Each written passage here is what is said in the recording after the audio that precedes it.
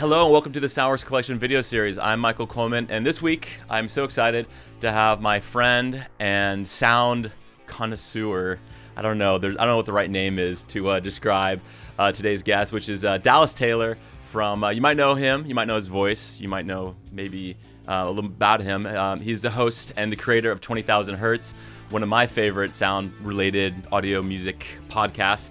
He has created this great series, 20,000 Hertz. Please check it out, which is now, the big announcement was that it's now part of the TED family of podcasts. And I'm so happy to have Dallas on the podcast today. So Dallas, thank you so much for joining me. Hey, thanks for having me. It's been a while. It's been a while, 2020 / when is this over? Yeah, totally. I can't wait. But this is beautiful. It's almost like we're together. Yeah, it was. Just catching up. Gosh, how has this year been for you? What have you been up to? Which seems like a lot. I've obviously been following your podcast very closely, and Defacto Sound, your sound studio, has been ever busy as ever. So yeah, how has this year been for you? Yeah, so on the Defacto Sound front, we were really concerned when COVID hit, obviously. There was definitely like a decline and everyone kind of clinched down a little bit. What I found out was kind of through that process is it seemed like the partners that we were working with already just kind of got closer to us in general. Like everyone kind of gravitated toward what they were comfortable with. And luckily, we have some really great partners that are pretty busy. So on the Defacto Sound side front, if you don't know what that is, we do sound design and mixing for advertising primarily. So advertising, commercials, promos for networks, trailers, game trailers, documentaries, stuff like that. And so nowadays, like the stuff that we're most busy on are things like car spots, or like I think last week we did like 38 Netflix trailers, and we do a bunch of HBO stuff, and mainly kind of shorter type of things. And so everything was kind of ramping, March hit, and it was just like kind of everyone kind of clinched up for a second. Mm-hmm. And then there was probably like a month and a half, and then I think everyone started to realize, oh, okay, like people really, really, really want content right now. And then it just really like crescendoed to the end of the year. So at the moment, we're busier than ever, knock on wood. So that's going pretty well. And then on the Defacto side, on the 20,000 Hertz side, which are kind of like one and the same because we all do it out of the studio, but this podcast has kind of taken on a life of its own. That's been really good. So yeah, we've kind of done some of our biggest flagship episodes and grown throughout the year. The podcast kind of was growing, and then we kind of like at the moment, like we kind of tapped like 100,000 subscribers, and then it like COVID hit, no one started walking or driving or commuting, and it like dipped down by like 12.5%. And then kind of over the rest of the year, it just kind of all grew back. So you saw a dip because of people's just kind of like the focus was elsewhere? Or? Right. Well, I think because so many people consume podcasts on their commute. Oh, sure, yeah. I'm one of those 12.5% apparently. Mm-hmm. So when people are not in the car or when they're not walking to the train or taking the train, that habit has kind of been broken. And so I think people are a little bit more choosy about audio content on a podcast front of what they want to consume. And so we saw, and kind of all of my colleagues in this space kind of saw this similar podcast decline. And then now it's kind of like crept back up, and now we're kind of, back to where we were and above that now. But kind of along the way, we've done some of we've wanted to make shows that were just releases from the current event. So we never talk about COVID or anything because sound is evergreen, and all the shows we do are kind of like timeless on purpose. And so we've weathered it pretty well. That's awesome.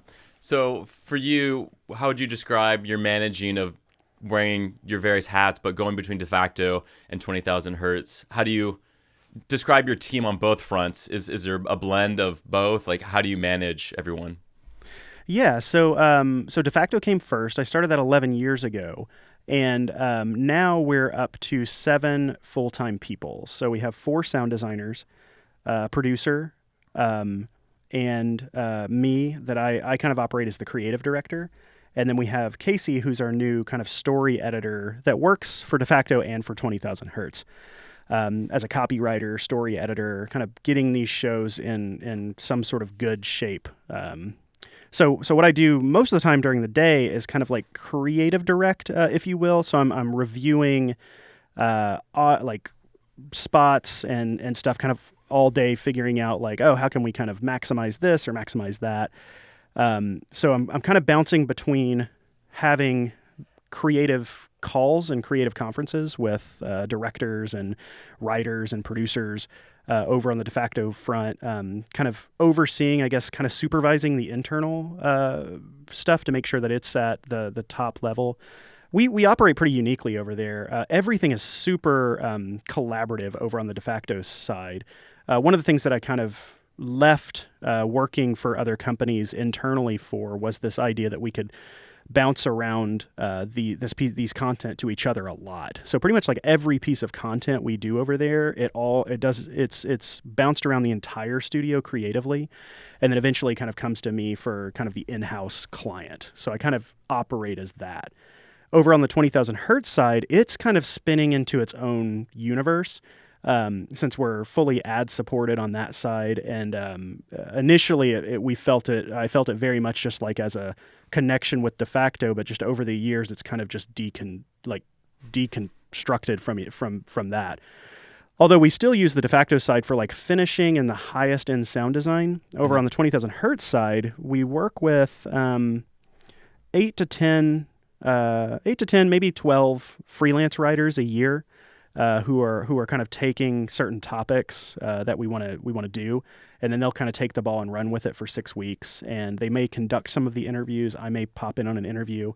I'm kind of orchestrating how they kind of the direction I want to go, and then we have those people. We kind of go back and forth and back and forth and back and forth with the writing. We do table reads and stuff, and then eventually it kind of comes internally. I send it to an external sound editor. Then we kind of spin it up in audio and Defacto. But that side is like every show we do is like 250 hours plus of people work for like a 20-minute show, which is just wild. And we put it out every 2 weeks. So you're having fun still? Oh, absolutely. Especially, yeah. It was a way, like the podcast was like a way to get our internal team really thinking like clients. There's a lot of reasons that I did the podcast, but it really gave all of these sound designers an opportunity to be the creative and have no real client other than me. And we're kind of working together to try to work things out. But there is no like organization that we have to pass or pass it along to. It's just like when we're happy with it, it's done. Yeah. I'm going back to the very first episode, number 1, the voice of Siri. When was that? What year was it around? It was November 1st, 2016. So the week of the election in 2016, which is easy to remember. Yeah. And at that point, I remember, I very clearly remember the first time we met in person. It was in San Francisco, I believe at GDC. And I'm so happy that you reached out and like we had a chance to meet in person, and you were like asking me like a few questions just about like podcasting and stuff. I'm like, dude, like do it. Like if you have stories to tell, I think if you have a voice, which a voice of your own, I feel like there's so much space and need for these types of stories. I mean, when you first started 20,000 Hertz, like what was the reason? What did you see that you're like, oh, I want to do this now? I saw, from being a sound designer in the industry and having such close friends who are sound designers in the industry, I saw, like, I think anybody who is a sound designer was going to resonate with this. There's such intense passion for this industry. Like, we love sound design. We love crafting sound. We love, like, the stories and the lore. You know, when we're talking about simple things like telling a family member how, like what Foley is or something, it just blows people's mind. And, kind of telling someone that like, oh, that sound took a year to make, even though it's 3 seconds long. Or, really, we have this like really respectful community to each other, and just such a passion for that. But I feel like we do a great job of inspiring each other and kind of talking to ourselves. I don't think the sound design bubble does a really great job of communicating how cool this is to the rest of the world. So there's this big knowledge gap between what we do as sound designers and what like the rest of the world is like has as their interpretation of us. So I felt like the need is we needed to get this out there. And so if I can tell a quick little story here, kind of to boil it down, we have 5 core human senses. We have our sense of sight, and we are very visual creatures. And we all know, working in this industry, how much everyone loves what they see, loves the picture. That's so much focus on that. And sometimes sound can seem to take a back seat to that. But we're visual creatures. You can't really look anywhere in your periphery, here in my studio, your place, anybody who's watching this. You can kind of look in any direction, and there's nothing that's not designed by a human, because we love our sense of sight. But you don't have to be like a visualophile to be allowed to make it look cool. We have our sense of taste, which, we curate all day long. Sense of visuals we curate, sense of taste we curate. We know what we like, we know what we dislike. We have our sense of touch, which we curate. Again, you don't have to be back here. You don't have to be a tasteophile or a chef to know what you like and what you dislike. You just, as a human, know these things. You have your sense of touch, where you are the chairs that I'm sitting in, the furniture, my clothes. If I have a headache, I take ibuprofen. If it's too hot, I put the air conditioner on. If it's too cold, I put the heat on. But you don't have to be like a touchophile in order to know, to be able to curate that. And then we have our sense of smell, which soaps and shampoos and sewage and all kinds of things. If something smells bad, we curate it out. We don't have to be like a professional smell person in order to make that decision. But when it comes to sound, we culturally, we think of sound as music. And music is awesome. But the vast majority of the world, of the sonic world, is not music. And so I feel like we, as maybe our sound ancestors, have set up a real barrier with this term audiophile, or you're not really allowed to question or work with sound creatively unless you have, check all these boxes of audiophilism or things like that. So we have not done a great job of being inclusive to creatives or normal people. And I felt like that's been the big gap. And so I wanted to make something that was designed where every single show was just this beauty and majesty of our industry and what we love so much, but it's told in a way where where anyone, whether it's your grandmother or your 4-year-old daughter, can get something from that and really feel like they're part of it, and I've unlocked another aspect of this human sense that I never realized was there. And so that's really the mission and the inspiration of why I felt this was important. That's awesome. That's the thing I think we forget is I remember obviously getting into college, studying audio, and just being so green, not having any concept of, any of the fundamentals. And then as you start to progress, you start to forget the rest of the world kind of they don't progress with you. Just because you know something doesn't mean the rest of the world is conscious of all of these, sound fundamentals and all the, all the aspects of it. And in other senses, think of food channels and stuff. They do the people who think about taste, they do a great job of including people in and going, oh, you can try this thing, or, here's eggs 50 different ways. You're welcome to try it. And so I'm kind of trying to do a little bit of that super happy, inclusive, you're all a part of this story, but with just the sound aspect. And we do music shows too, but we really stick with about 80% that's non-music. Yeah, I think of some of the other coming into mind here is Song Exploder, obviously, big inspiration. Yeah, a very popular one that's focused solely on music. But then I think when you were starting out 20,000 Hertz, it was you had the Voice of Siri, the NBC chimes, 8-bit sounds, Mystery Hum, the Sound of Extinction. That was 2016. That was your first year, and then from there it's just you went into the deep end for just all sorts of odds and ends. There was no, I think there was no kind of limitation to the types of stories that you wanted to tell. So if, how much influence does the show, or I guess how much of your own influence does like the episodes when you're picking out which ones to go to, or how much is it kind of like the world around you, other collaborators and your audience do you listen to when people are suggesting topics to cover? Well, the interesting thing is you see how you just explained that, and like you kind of started with Siri and then the NBC chimes and you did this and then you kind of just went off the deep end.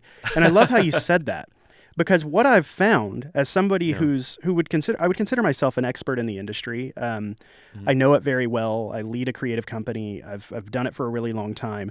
But the thing that I've also realized, because sound community stays very tight, I've also realized that like in our sound design world, or just kind of audio post-production world, or even film extension, it's only scratching the surface of how many aspects of sound there were. So I went in green thinking, oh, I'm the sound designer who's going to tell sound design stories. And then along the way, I learned about audiology, and I learned about linguistics, and I learned about all kinds of things that was just like, wow, I never knew how much these other things could influence design. And I never knew how much design could influence linguistics or audiology or all of these, or neuroscience. And so that's how you kind of saw the show has we have a really wide dynamic range of where things go. And that's on purpose. I want one show to maybe be, serious and emotional and maybe about neuroscience, where another one might be about the Netflix sound or something. Sure. Like or want THX, these kind of, right? Or THX, which we did a 2-part series on. Yep. But as far as influences, the biggest influences for me was I was an early Radio Lab listener. That really opened my eyes to how sound could be used in a sound-only medium and be effective. So Jad Abumrad is one of the best sound designers in the world, even though he doesn't consider himself necessarily that. But I've been more inspired as a sound designer. I've been just as inspired by Jad Abumrad as I have the best in the industry. Yeah. Secondly, 99% Invisible. Roman Mars was the first person that I really noticed romanticizes design. Like that, I had started my business shortly before I started hearing 99% Invisible. And when I heard 99% Invisible, I realized, wow, there's a real emotional attachment to design. How could I make that sound related? How could I make like a romantic company that feels like it loves sound on just all fronts? The third is Song Exploder, massively impactful, because just the whole idea of just taking a little thing and just exploding everything. So I think a lot about that as our show as well, except we're kind of doing it with sounds, and we've kind of found our own legs specifically on how we explode these sounds. But there's a lot of other since then, there's a lot of great inspirations. Every Little Thing, Flora Lichtman, we have even just like the kindness of like, I like Starly Kine. There's so many like great inspirations since then. But that's kind of like the lineage of where 20,000 Hertz was kind of born out of.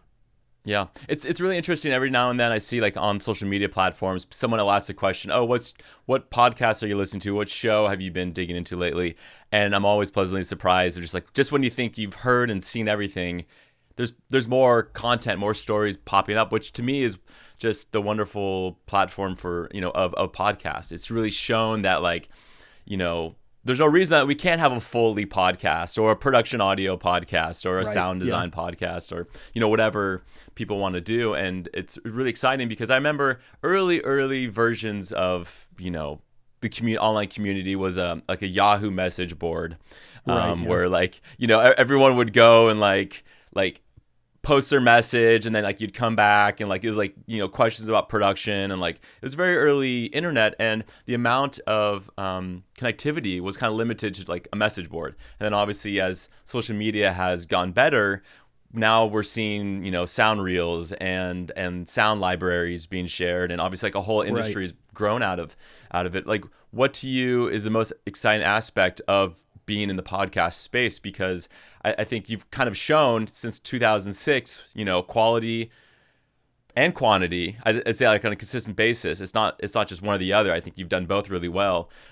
What to you has been, kind of the sweet combination of navigating, producing a podcast that evidently a lot of people are interested and excited to, visit? Well, I felt a burden to make sure if it was going to be kind of like now it feels like it's very much a leader in this space. I feel a burden to make sure it sounds the best it possibly can. And so I want to be a benchmark for that. We take it very seriously. Even though I talk a lot really about the content, we take the audio quality seriously. The other aspects, I don't know, like I love like the community and the aspect, like I'd love to like solicit the audience. Like I really want to tell, just when you were talking about like the message forums and stuff, it just reminds me of like the whole Bryce Carrington saga when we were kind of growing up. And like, I want to tell that story, not in like a mean way. I just want to tell it because it was just such a wild experience, but I can't get it. Like it's all wrapped up in the sound world.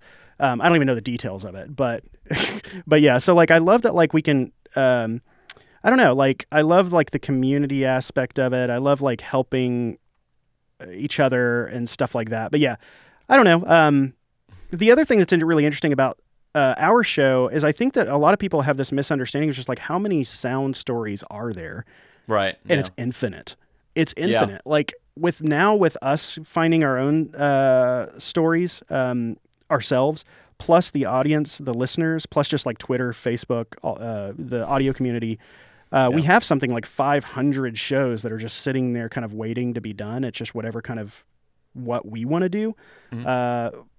We can do whatever we want. And so that's really like encouraging. And also just like things change so often that in a year from now or 2 years from now, the world's going to sound different than it does now. Like famous sounds come and go. I mean, the Netflix audio logo, ba-boom, like that's a really young sound. Yet it's like one of the most quintessential sonic brands in the entire world by far. Yeah. And I love that aspect that just like the world is always changing sound. So there's always going to be sound stories. And so, yeah, I think I think the biggest joy for me is just finding out how deep this rabbit hole goes. It's just an endless well of content. Are there any unexpected things that have come out of, I remember the first time I had a director or a re-recording mixer or supervisor reach out to me and say, hey, would you be interested in doing covering X project?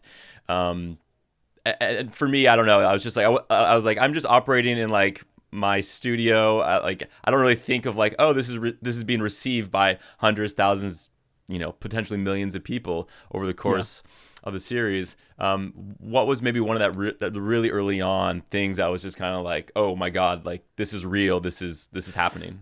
Well, it's funny because we put out our first episode and I think that like, I don't know, 200 people heard it or something. I got like, I could see my stats and I was like, oh, okay. All my friends, listened to it. Awesome. They're being very nice. And then the second episode came out and it was like 300 people. And I was like, wow, okay, 100% increase here. But between the second and the third episode, I happened to bump into Roman Mars, who's the host of 99% Invisible. And we had known each other similarly because I met up with him at a GDC really early when he was like his first season of 99% Invisible. I was out at GDC and I was like, hey, Roman, let's get together and just meet. And he was kind enough to do that. So we've been kind of keeping in touch. So I bumped into Roman Mars between our second and third episode, and he was so kind. He was like, I really love what you're doing. Would you mind if I played your last episode last week on 99% Invisible? Which episode was that?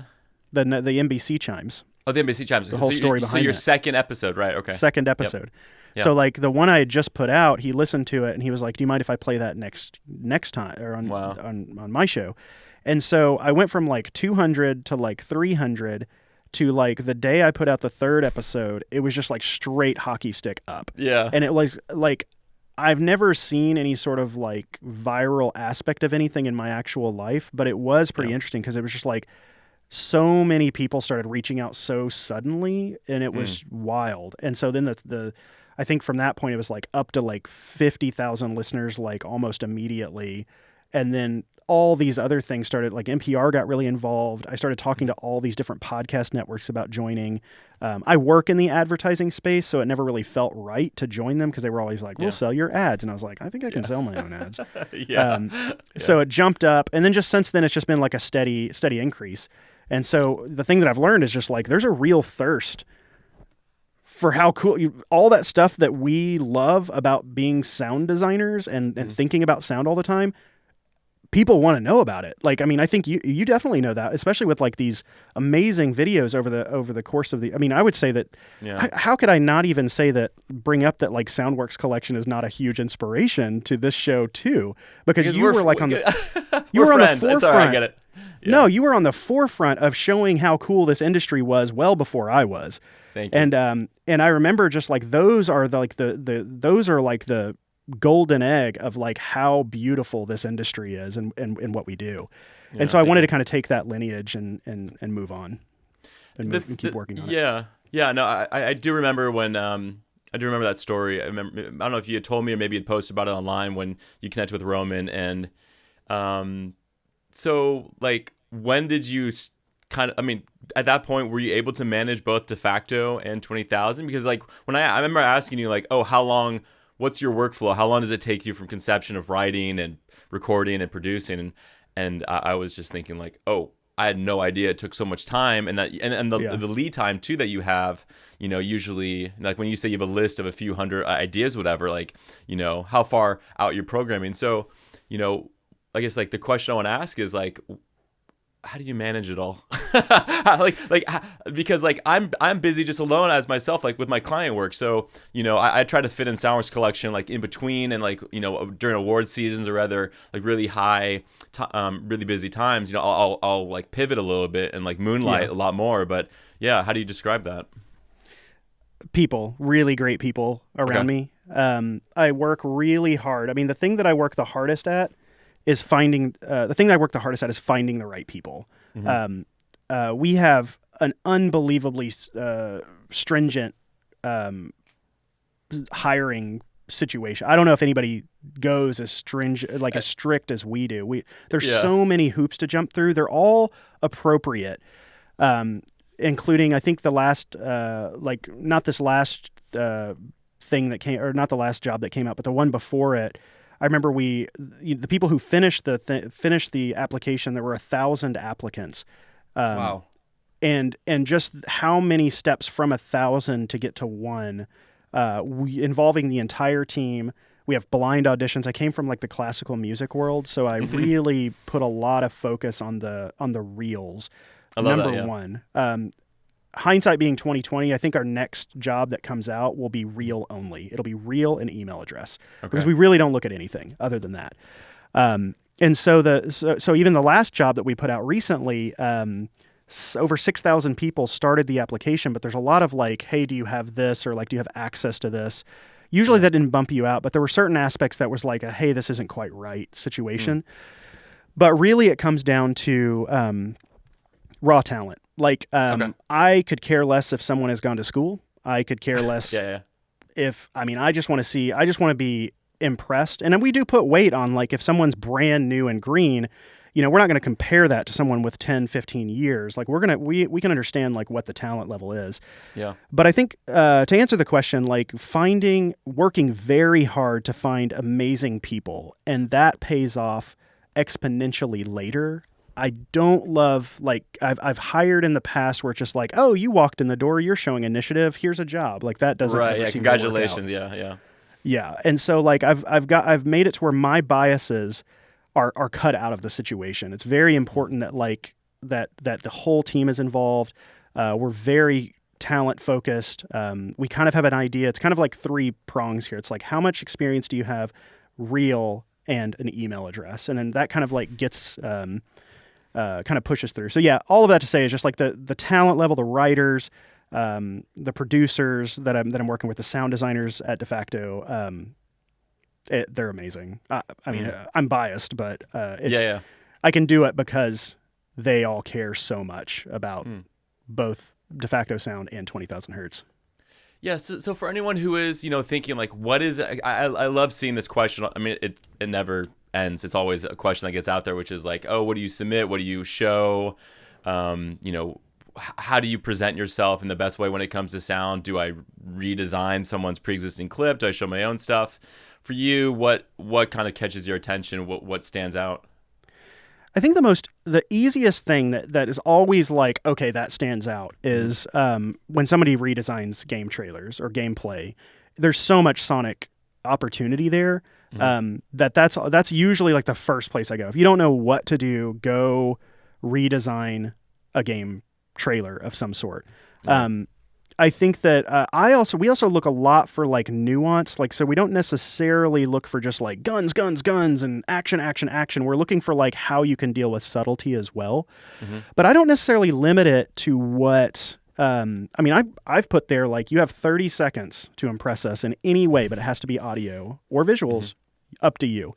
And so there's been some really creative things. Like we were so impressed with this one person. I think they were like in Bulgaria or something. Mm-hmm. They had a pretty good reel, but they like customized it to us. Like they did all the vocalizations, and they like were literally like pulling clips from the podcast, but on top of all this amazing sound design. And we were so impressed by this.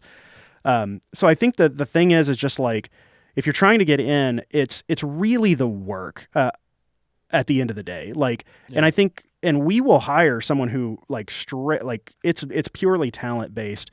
And, I don't really care about Pro Tools. I don't really care about anything. I want to see like how talented you are. And then the second thing is just like meshing with the team, how kind and, engaging. Because the other thing too, is I have to be able to put this person in front of, a network executive who in a whim could take away our business, which then we could lose people. So they can't be a monster. They can't be a monster. They can't be a jerk. Yeah.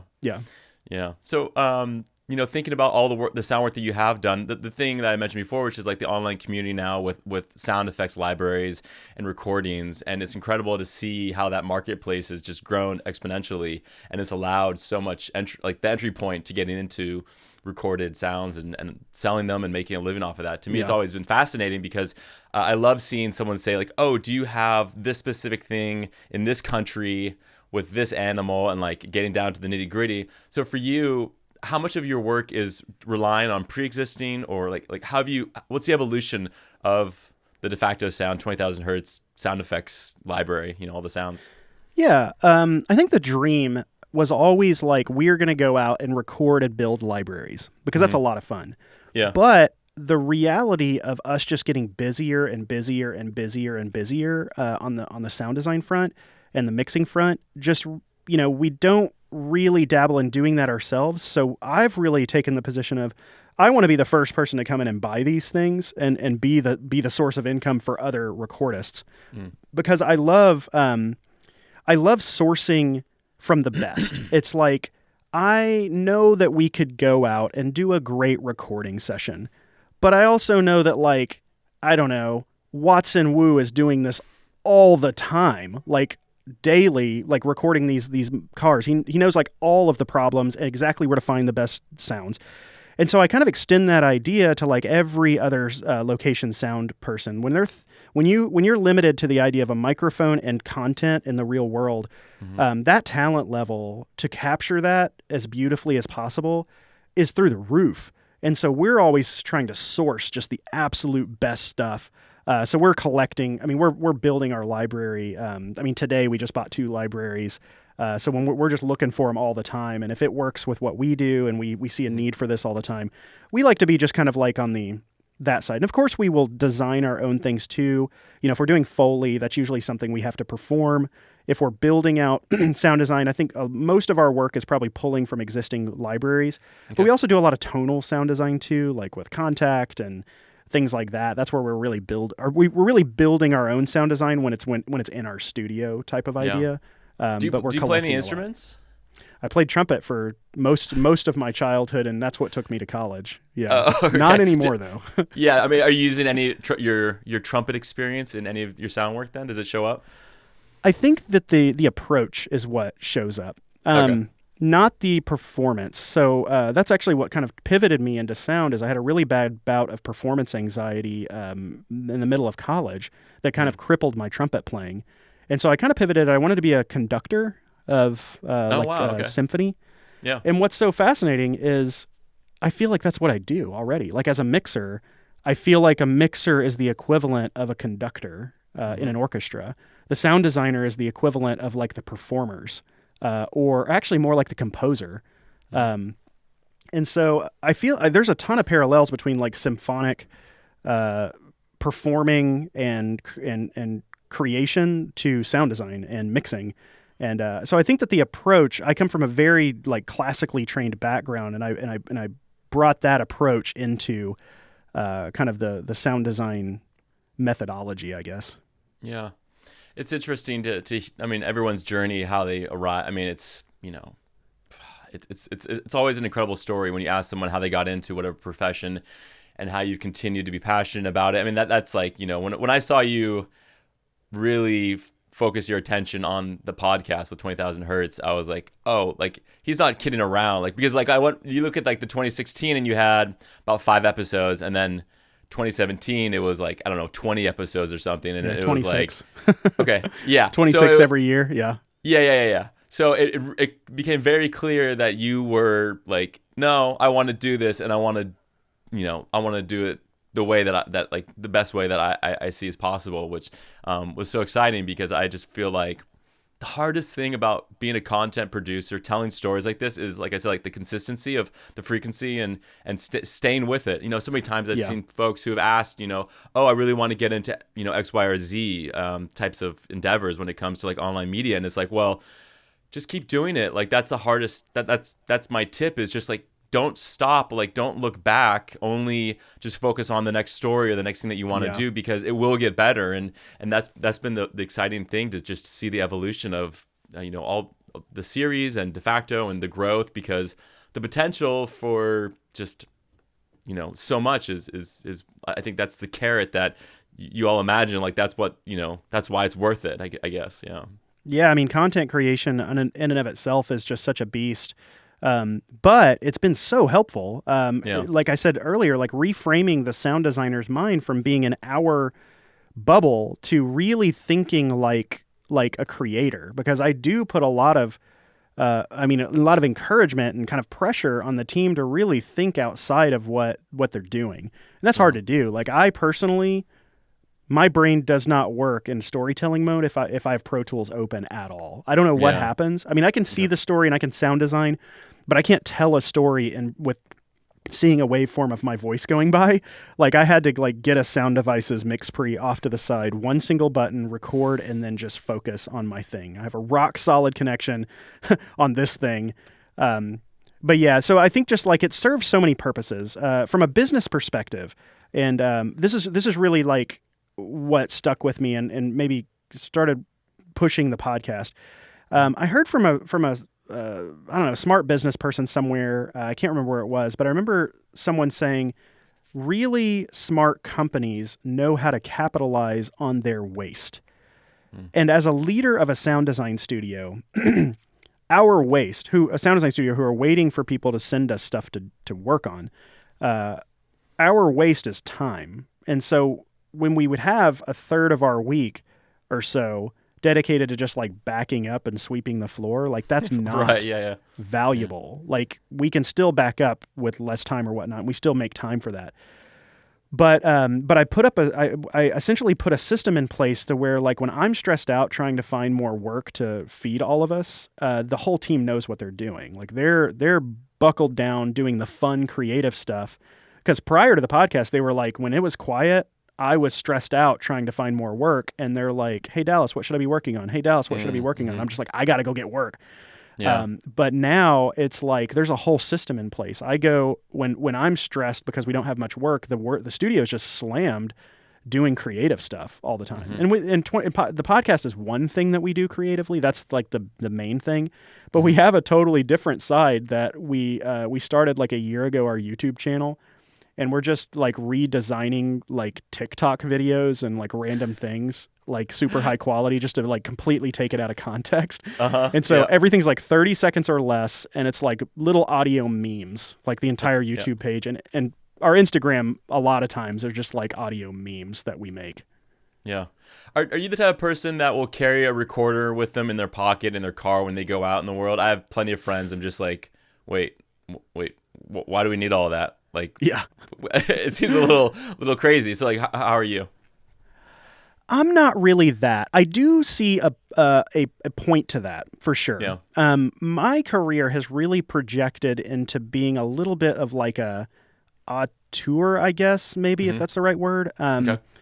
I'm really like, for my life, I'm trying to identify moments of like mindfulness, I guess.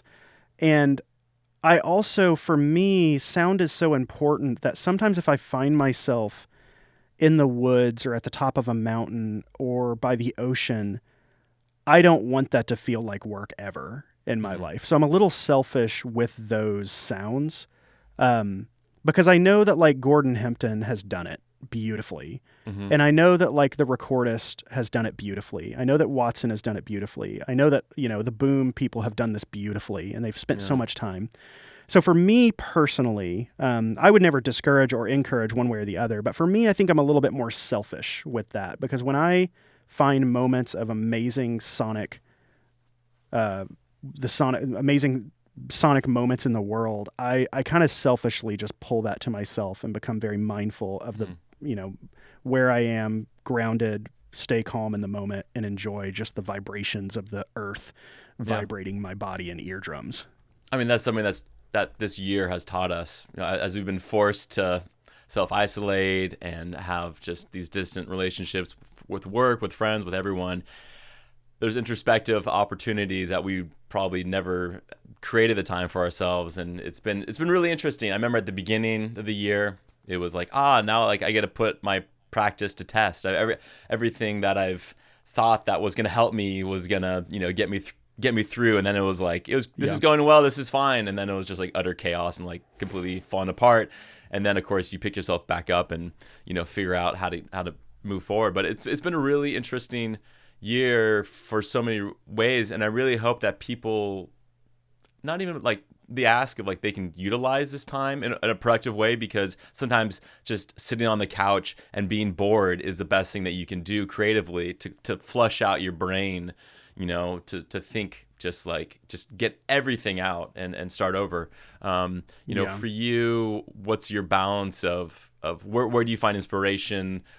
Do you find it watching a TV show, movie, music, driving your car? Like, what's your go-to? Like, what do you know will kind of reset everything for you?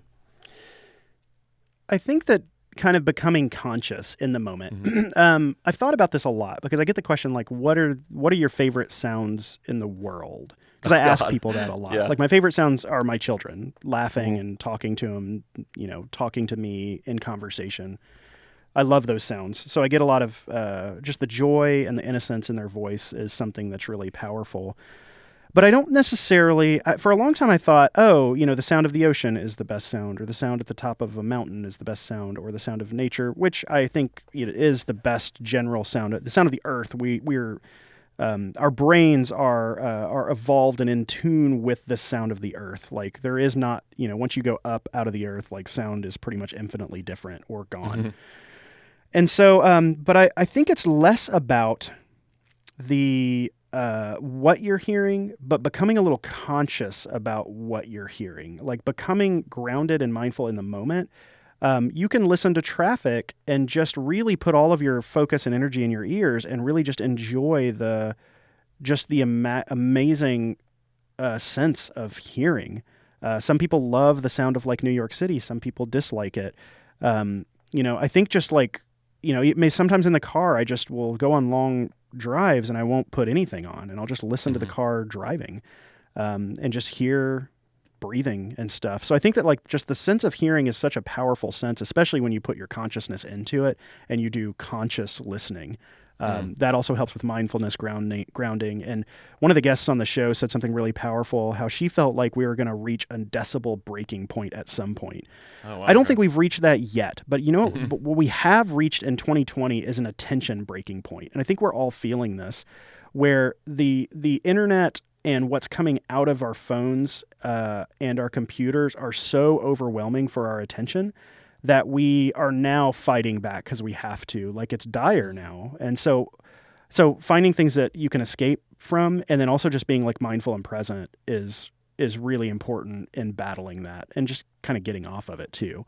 Yeah. And so in my lane, sound, I think just kind of conscious listening, just going to sit out on a porch or sitting out on a deck or on a balcony or wherever, and just be still and listen.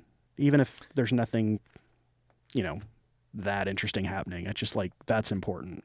to our brains. It's something that I've taken for granted. I'm in, the Bay Area, Northern California, in a pretty, residential, quiet area. I remember the first time I met one of the re-recording mixers in New York at Sound One when it was open, and I remember him saying, to get to work, I have to put earplugs in, I have to take the subway, I have to walk through busy streets, and by the time I get to the stage, my ears are, like they're protected and they're ready to listen.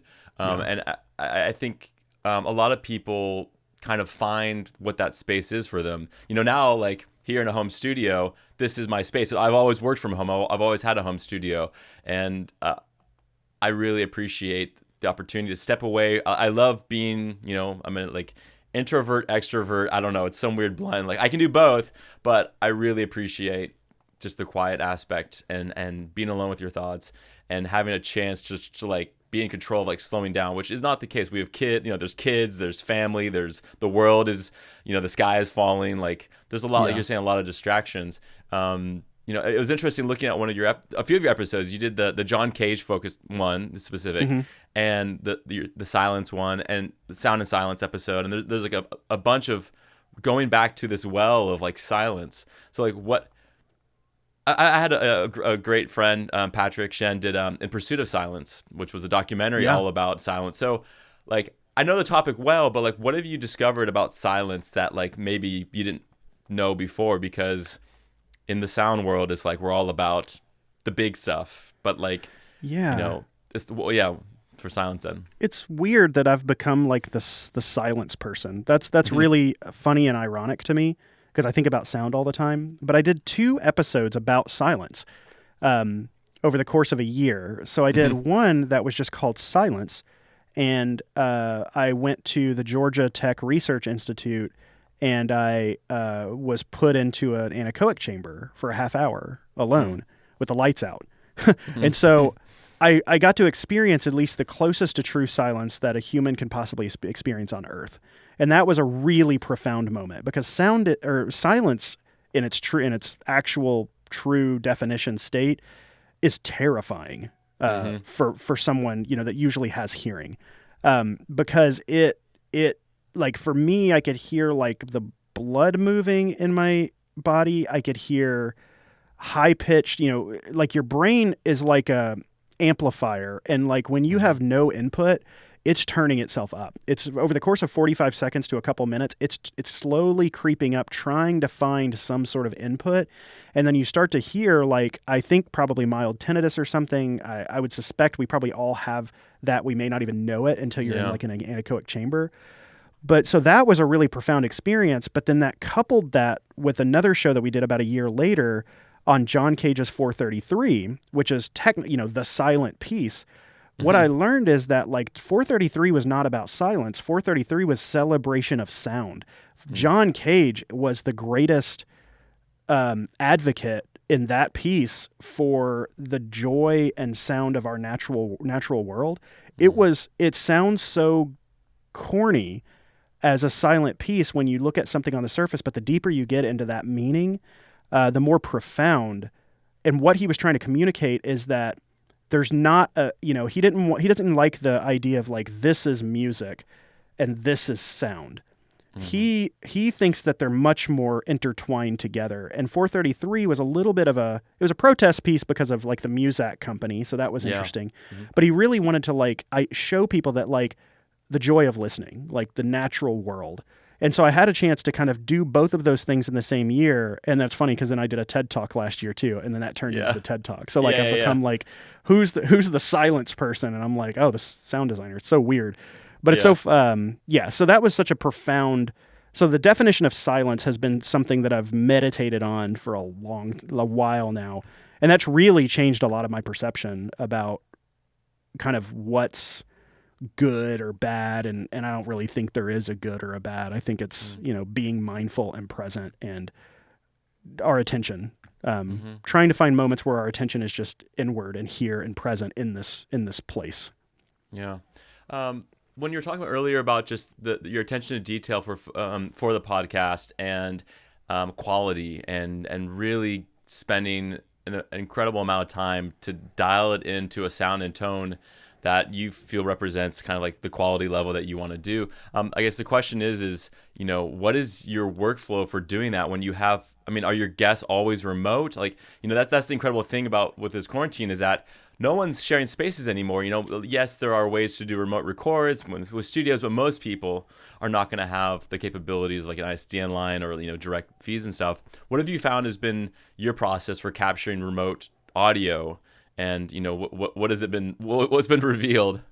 Yeah. So prior to COVID, we would either send a tape sync recordist directly to the guest and put a boom mic in front of their face while they record, and then they send it to us. Alternatively, if they're in New York City or LA or in a major city, we would find the nearest recording studio and put them in it because we wanted to capture just that high quality voice. Now, post COVID, obviously that's all out the window. And so, luckily, about a third of our guests maybe half of our guests have some sort of microphone at home, whether or not they know how to use it. Right. Maybe more than half, but maybe a third of our guests are sound people, whether they're in music or whatever. And so they're a lot more savvy on this. Now, we do ask for, even from sound people, even from the best sound people in the world that come on the show, we do ask for samples because you would not believe how badly some of these recordings have come in from very, very talented people. Like lawnmowers, children, like I feel like on the Soundworks collection show here I should probably not dive into this, but it's amazing. Like I think that like even kind of attitudes from sound people have been a little flippant when we ask for very high quality stuff, and I'm like, no, that's not acceptable. Yeah. So anyway, that's something that like we battle a little bit. I think most of the friction actually will come from very like high end sound people are like, just send us a thing, 1, 2, 3, done, just to make sure. Yeah. And we'll catch things even along the way. Cause you know how it is. Like nothing goes wrong until you actually have to do it. And we want to just get all those things out of the way. But beyond that, we even people who just have a microphone, we've sent USB mics to people before too. But then if for some reason somebody's just not tech savvy at all, just like how great our camera is and our phone, this microphone is not bad at all. Yeah. It's just the only reason we think it's bad is because we listen over this really, ancient infrastructure. And so if you can tap into this microphone directly, you can get a pretty good recording. And so we've been able to use this in a pinch, either through voice memos by changing the settings to high quality or through an app called TalkSync that utilizes this mic directly. There's an Android version of these things too. So that's been our pinch version. Then the other thing is we'll use something called Clean Feed or Zencaster or something to capture the audio while we're doing backups and stuff. So we have a lot of things like backups and gotchas kind of removed because really dialogue is king, and the better we can capture the voice, the more we can do music and sound design to fill in clarity. Yeah. If you can think back to the first time you were recording your first episode and you had to say, "Hi, I'm Dallas Taylor," and to hear your voice and to have to like kind of like settle in with the idea that I'm no longer the the person behind the scenes. I'm it. Yeah. What was that process like for you of leaning into, I need to use my voice. We can't change our voices. Everyone, no matter who you are, is like, I hate the sound of my voice. I can't. What was that experience like for you? I hated it. I still don't love the sound of my voice. There's times where I just have to I can't listen to it because I'm reviewing something with me in it or whatnot. Early on, I think I was trying to be somebody else in my narration. So much so that we went back and changed. I went back and re-recorded my narration not too long ago for the first few episodes and re-uploaded it. Just because it was just so rough. And I think if you listen to around episode 4, 5, or 6, you kind of hear me go back to that. Mm-hmm. But I don't know. I felt like someone had to do it. And I think I've heard this idea that there is no such thing as like a radio voice. Right.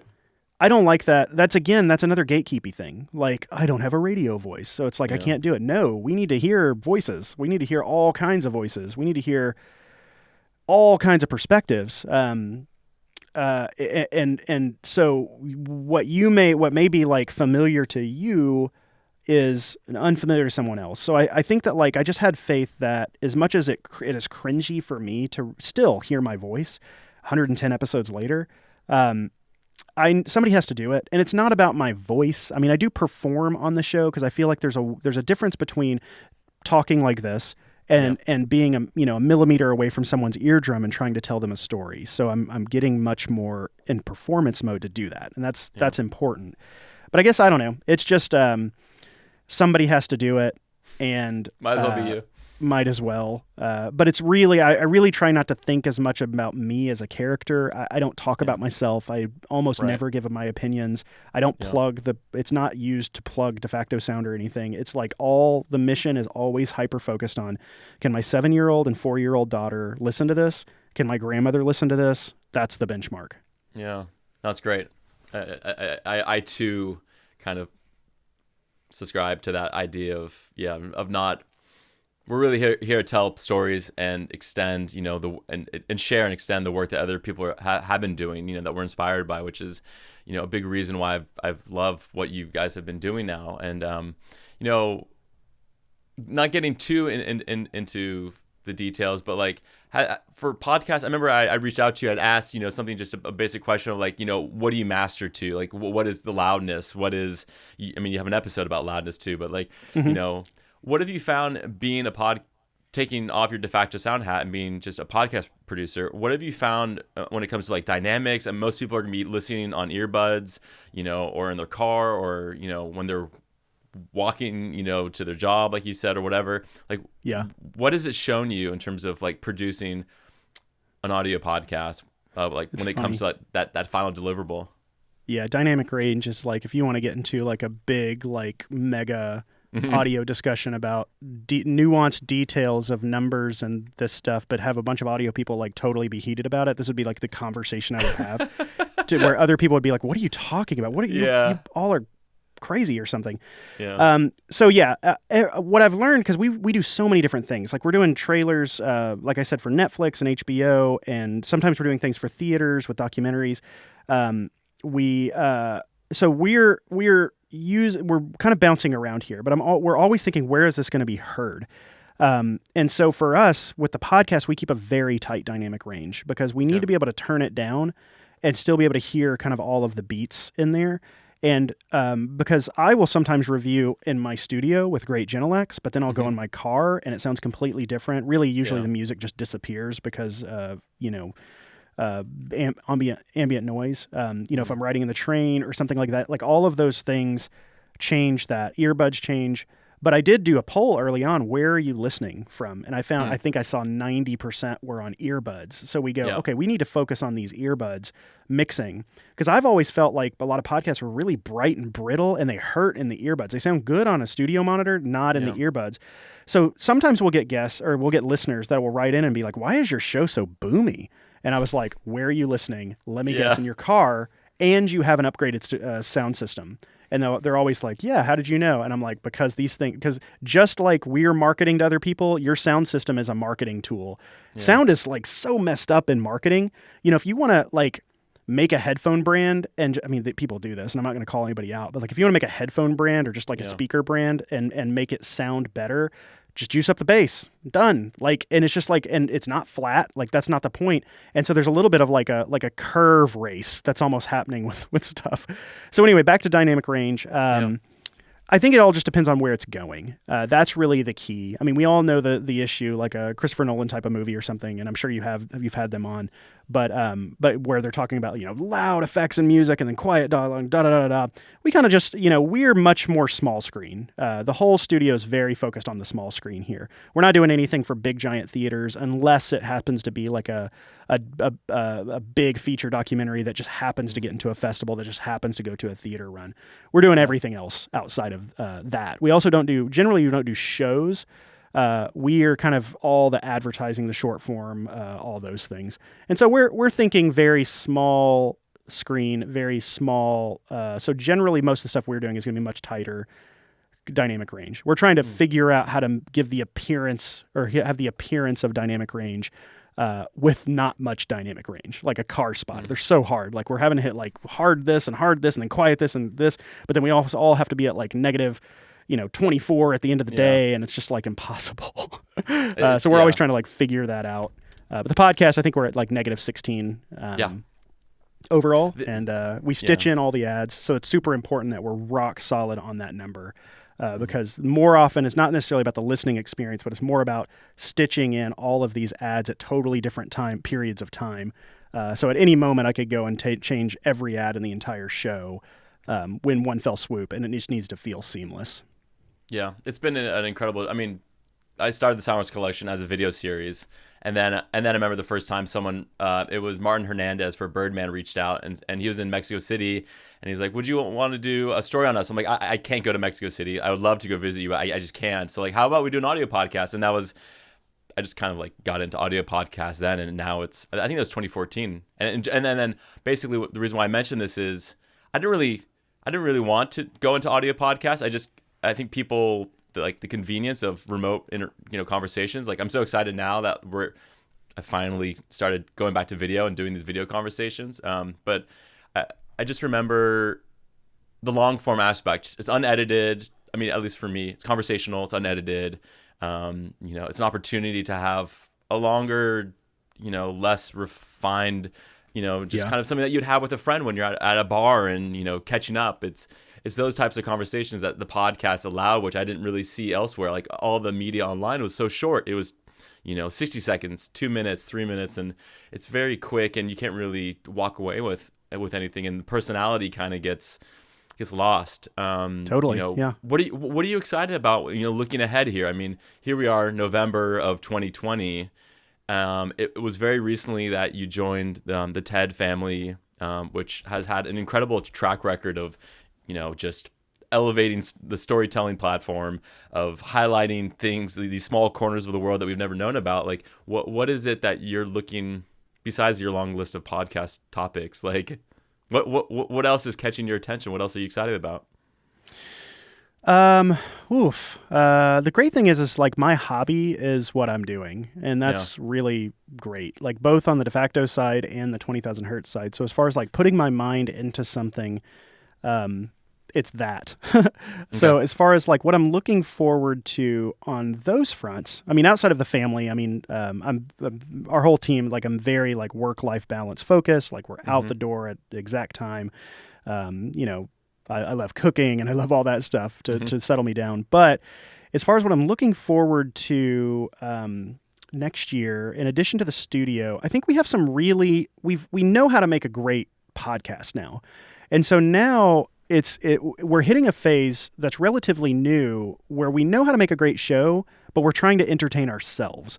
And so we're doing things that are we're taking much more risks and trying to do things that just give us little chuckles, whether or not someone catches it or not. And so whether it be putting Easter eggs in it, or like back in the day, we put like a secret message, an ultrasonic message in the show and stuff. So like, I don't know, like little nods to people who can actually bring things into a DAW or something, or just doing goofy things that I've never really heard on podcasts before, whether it be goofy or serious or whatnot. So I think I'm just excited about, we're going to slow down our schedule. We've been going weekly recently. We're going to slow down the schedule to go back to every other week and really put even more time into these shows than what we've even had in the past. So these 250 hours, I think that like really I feel like most of the shows, like I feel very confident in them, but I just want to, I don't know. I just really look forward to just like, we have some wild shows coming up that are really some that are very straightforward, like, oh, the sound of X, the voice artist of this or this show or the thing. But we also have kind of some left field, kind of just like, I don't know how that's going to work type of shows that are going to force us to kind of make things that are